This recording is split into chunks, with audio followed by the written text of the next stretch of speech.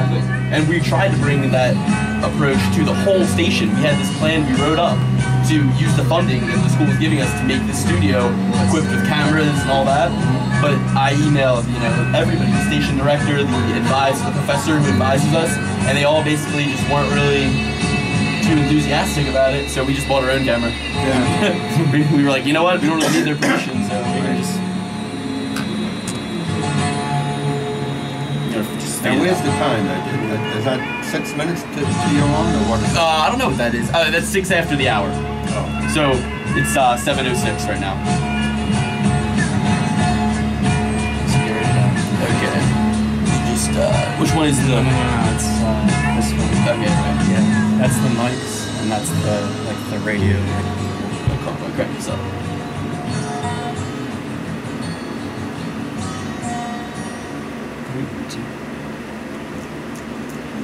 Can people Twitter in? The show is back, everybody. Yes, Professor Barber. People can Twitter in at WXSU. If you're listening, if you want to ask any questions to our guest.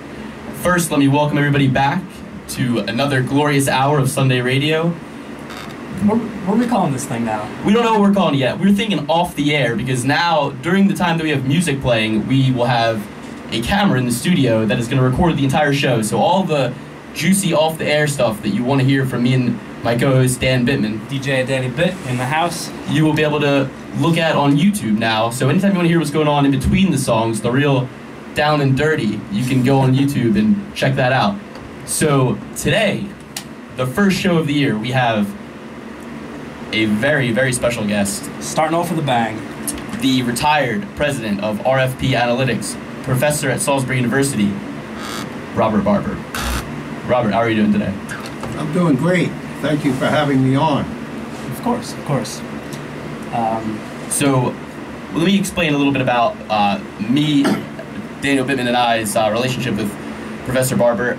We both had him as a teacher at Salisbury. My freshman year, your sophomore year? Junior. And throughout his class, whenever we were watching his lectures, you could always tell that it was more than just a simple calculus, not a simple, but more than a calculus lecture, and more than even a college lecture. It was an education on life, if you could read between the lines. And I had the privilege of seeing Professor Barber speak at the Purdue School and give a lecture, a short talk to students that my professor encouraged me to go to for some extra credit. I went, and I was very happy I did, even outside of the extra credit opportunity, because of the first thing that he opened up with talking about. And that's what I want to open up with today on the show, is his idea and his life philosophies, which is that, I guess you could boil it down to empathy, could you? When you say that you like to go through life greeting people how you would like to be greeted, you greet people as if they are significant and not as if they are made of cellophane. Right, part of my philosophy of life is to respect everyone that I see and meet. And all too often in life,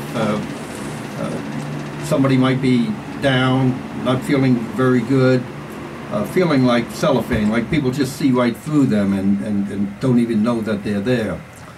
And my philosophy is always to, whether it's through a salute or just a simple hello, whether I know them or not, to just for an instant make them feel as though they are somebody. And who knows the cascading impact that might have. It might bring just an instant of joy that may carry them through the end of the day.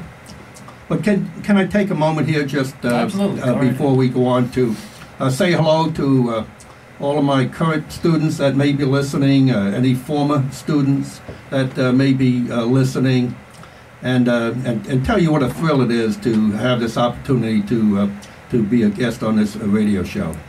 I want to say a special hello to my very dear friend Melissa out in California, to Adriana, to Whitney, Julie, all of the students that who may have graduated 10 years ago that keep in contact with me throughout their developing careers. And it's been a great thrill here for me to be at SU for 11 years now, and to work with students such as Dan and Luke over the years. So I'm thrilled to be here. I want to just say one more thing. I've had a wonderful life thus far. If anybody follows me on LinkedIn, I talk about my train of life, and of course I'm running out of stations right now.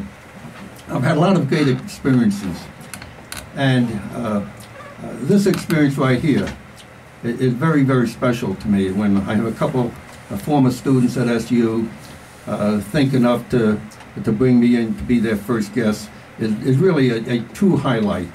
And I have more enjoyment at this moment than I did when I got invited to President's birthday party down at the White House or some other events that I've had, because this here is a very, very special event. And I want to thank Dan and Luke for inviting me on.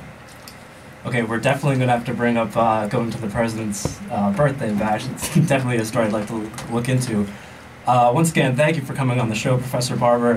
Talking to a bunch of my peers earlier today and a couple days before, many of them were really excited that you were going to be on the show, and they really took an interest to tuning in, because, like you said before, you really impact their lives in ways that your normal everyday professor really just doesn't, with your Mr. Cellophane reference, which I believe is from Chicago. Is that correct? It's from Chicago.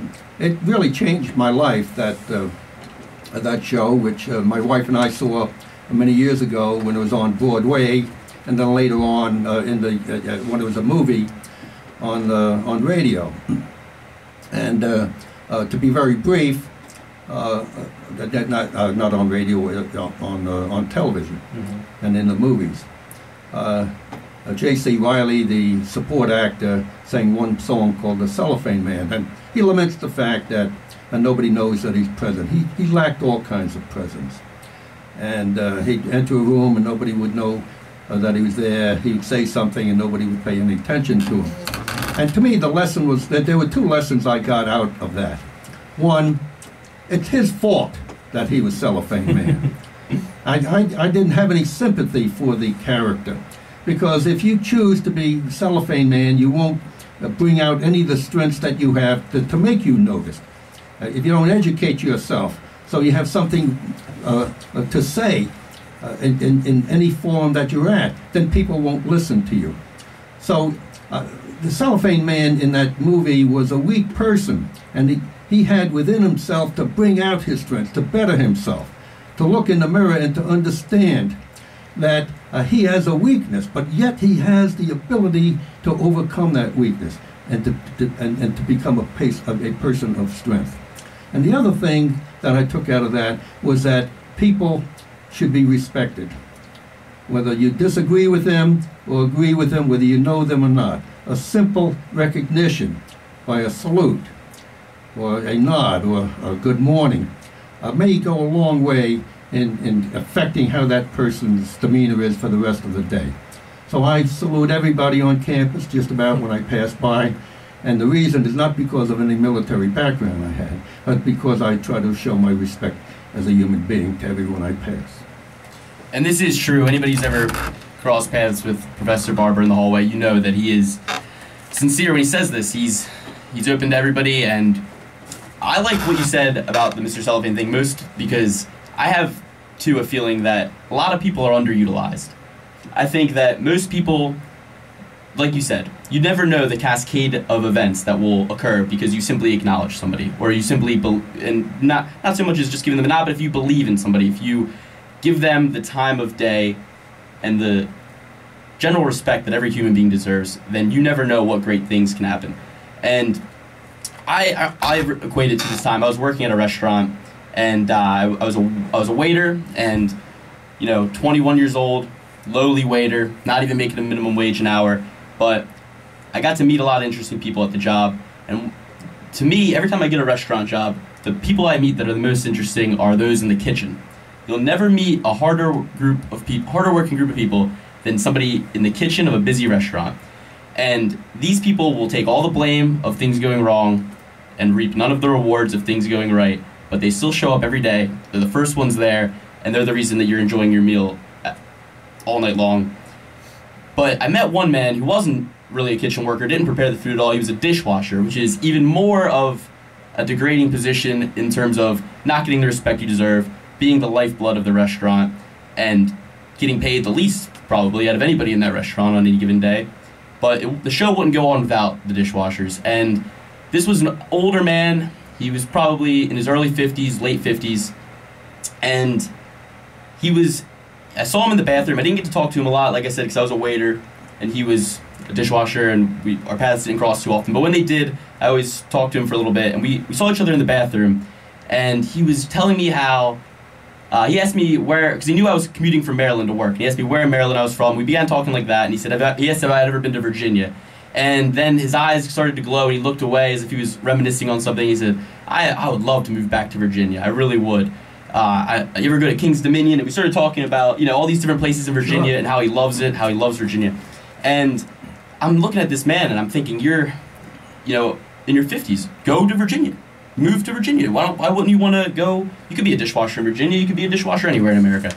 And he said to me, he said that without even me asking, he just said, yeah, but my mom is really old. She lives on the 10th floor of her apartment building, and right then and there, it hit me that this person, he's definitely smarter than me. He's definitely had more life experience than me. He has to be smarter than me. He's older than me, and yet this isn't for him a transitionary job. This isn't for him a way to make money in the summer. This is just what he has to do to stay local to the area that his mother lives in, to take care of her. He said that she had no legs because she had diabetes, and all of these facts about the situation that he was relaying to me just hit me really hard, and I was like, this guy could probably be a manager at this restaurant with what he knows in his 55 years of life, and yet he's just a dishwasher so that he could leave. He could do the easy thing. He could leave, he could put his mother into a retirement home, but it's the love he has for his family that kept him there. And, I was really dwelling on it for many, many days after. I was really thinking about this man, and my girlfriend actually had to snap me out of it. She said, you think too much about people. It's his decision. He put himself there. He needs to pull himself up. He needs to get out of there, put his mother in a better place to live. It's not up to you to worry about him. So I agree with the duality of what it is you were saying about the feeling for Mr. Cellophane. It's your fault that you're Mr. Cellophane, but you still feel for him. If you have empathy, you can still feel for them, and then you can still recognize them, and maybe even talking to him in the bathroom or talking to him any other times I talk to him, unlike other waitresses or waiters that just don't take the time to get to know somebody's name. Maybe that did leave him going home later that day and thinking like a little bit more positively than he had been at the start of the day. Mm-hmm. I don't know that a person can empower another person. I think each person must empower themselves. But what we can do is to try to motivate another person to want to empower themselves. And I think the key to empowering oneself is believing yourself.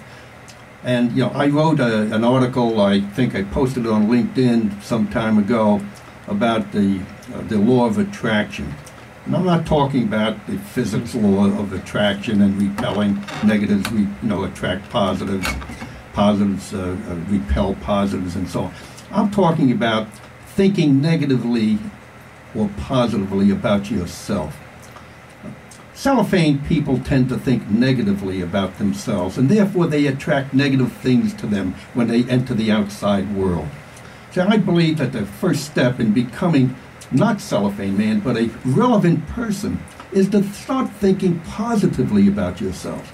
And when you start thinking about your strengths and building on your strengths, then positive things will happen to you when you leave your home and get out into the world. You'll see positive things come to you, and you'll become more relevant. You won't feel like cellophane. You'll feel like you can make a positive contribution, not only to your own well-being, but to all of those that you come in contact with during the day. So, in some small way, whether it's a handshake, a recognition, a salute, it's a small measure of motivation that you are a person, and therefore maybe it'll make you start to feel good about yourself. And who knows, that could be the first step in taking that cellophane person and making them a real person. Mm-hmm. Wouldn't you say, Professor Barber, that getting out of that cellophane existence comes from the day-to-day, daily tasks of just making yourself a more productive person, successful person? I believe you said before in the back that every day you try to make yourself better than the day before. You look at yourself from a third-person view, and you add as much knowledge and information, which is the tools for success. into your daily life. So it becomes a daily habit that you really need to enforce. Would you say that's correct?